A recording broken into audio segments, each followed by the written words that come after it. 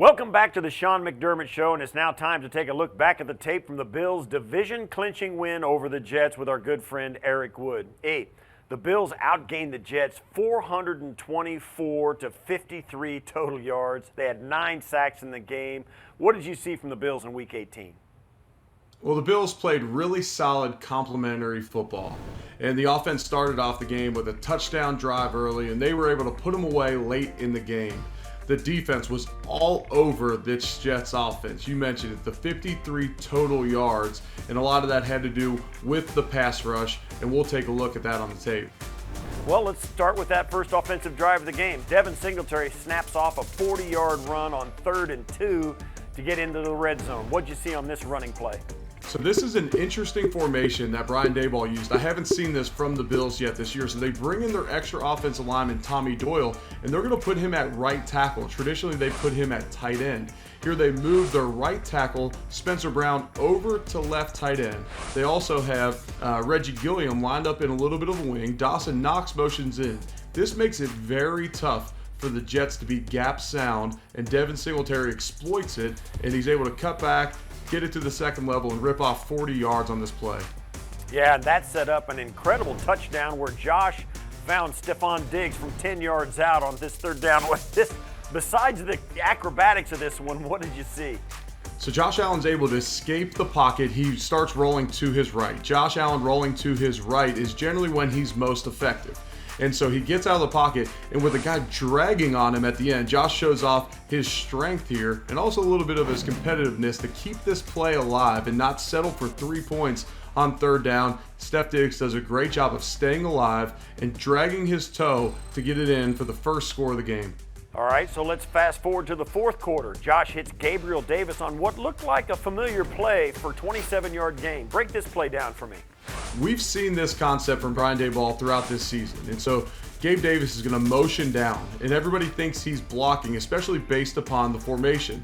And so based upon him initially blocking, the secondary gets a little lost. You'll see Bryce Hall, he kind of stumbles over himself as Gabe Davis releases after the block. And this is very tough for a defensive back to defend. Josh Allen rolling out to his right delivers an accurate ball for the big gain. Yeah, and of course that set up a 5-yard touchdown catch by Devin Singletary to put this game away. Break this play down for me. So they motion Devin Singletary back into the backfield, and he's actually on the left side of the formation, which is interesting because they're going to run a swing screen to the right, and that's really tough for the defense as well. And so the offensive line is going to show like they're pass blocking and then release out, and they all become lead blockers on this one. And Devin Singletary gets in for a fairly easy touchdown here. And red zone touchdowns are not that easy. This is a great scheme by Brian Daboll. Now let's do something we don't do that often. Let's look at the defensive side of the ball and break down some of these sacks that happened on Sunday. On the first play of the second half, they brought Jordan Poyer on a blitz, and he gets to Zach Wilson really quick. Well, Ed Oliver jumps the count. So by jumping the count, he puts a lot of stress on the offensive line. He's going to draw 2 blockers. And Jordan Poyer does a great job of timing this blitz. He doesn't show it until after the snap, so it's hard for them to account for him, and he gets through and does the rest himself. A little later, Oliver got a sack of his own on a 3rd and 7. What'd you see on this one?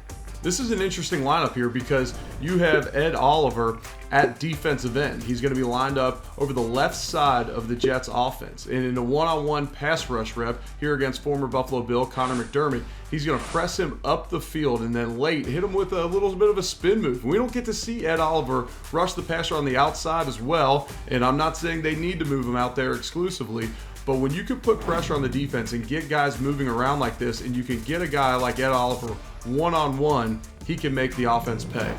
And then later in a critical 3rd down in the 4th quarter, Ed and Jerry split a sack, and this sets up the Bills' offense on the other end to put the game away. Break this one down.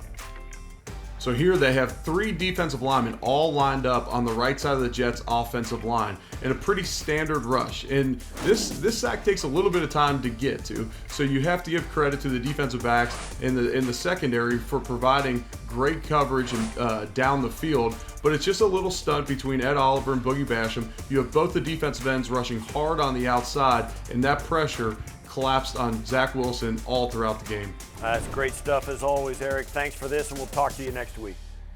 Looking forward to it, Steve.